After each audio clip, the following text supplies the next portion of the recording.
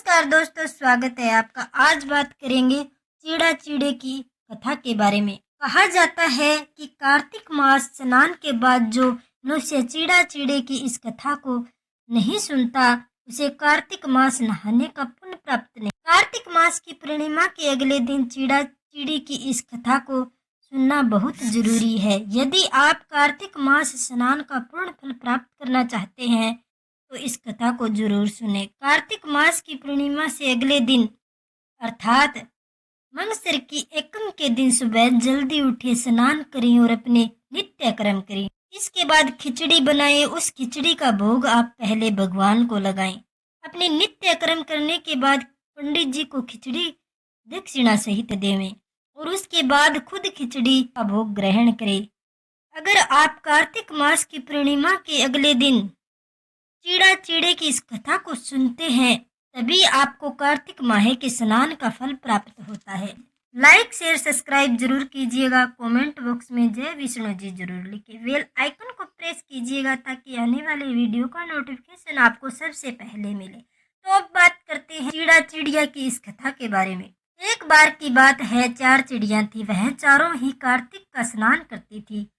पड़वा यानी प्रतिपदा के दिन उन्होंने सोचा कि खिचड़ी बनाते हैं। सभी ने मिलकर घी, चावल और दाल इकट्ठा किया और फिर खिचड़ी बनाई। सबने सोचा कि पहले नहाकर आते हैं फिर खिचड़ी खाएंगे। पहले एक चिड़िया नहाकर आ गई, बाकी नहीं आई। उसे भूख लगी थी तो उसने खिचड़ी की भाप खा ली। दूसरी चिड़िया आई, उसे भूख लगी तो उसने खिचड़ी का पानी पी लिया। तीसरे ने खिचड़ी खा ली और चौथी ने खुरचन खा ली। जिस चिड़िया ने भाप खाई थी वह राजा के घर राजकुमारी के रूप में पैदा हुई। जिस चिड़िया ने खिचड़ी का पानी पिया था वह कुम्हार के घर पैदा हुई। जिसने खिचड़ी खाई थी वह ब्राह्मण के घर जन्म लिया और जिसने खुरचन खाई थी वह हथनी के रूप में जन्म ले लिया। कुम्हार की लड़की राजा के यहाँ दासी बन गई। ब्राह्मण की लड़की राजकुमारी की सहेली बन गई। हथनी भी राजा के यहाँ आ गई। राजकुमारी बनी चिड़िया को पिछले जन्म की सभी बातें याद थी। राजकुमारी का विवाह हुआ तो उसने राजा से कहा कि मैं अपने साथ इस दासी और अपनी सहेली को भी ससुराल ले जाऊंगी। तो राजा ने कहा ठीक है, ले जाना। राजकुमारी फिर भी नहीं गई तो राजा ने पूछा, तब उसने कहा कि मेरे साथ इस हथनी को भी भेज दो।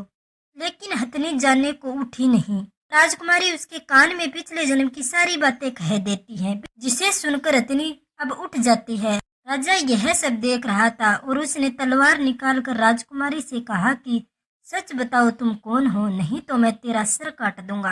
राजकुमारी ने राजा को सभी बातें सच बता दी।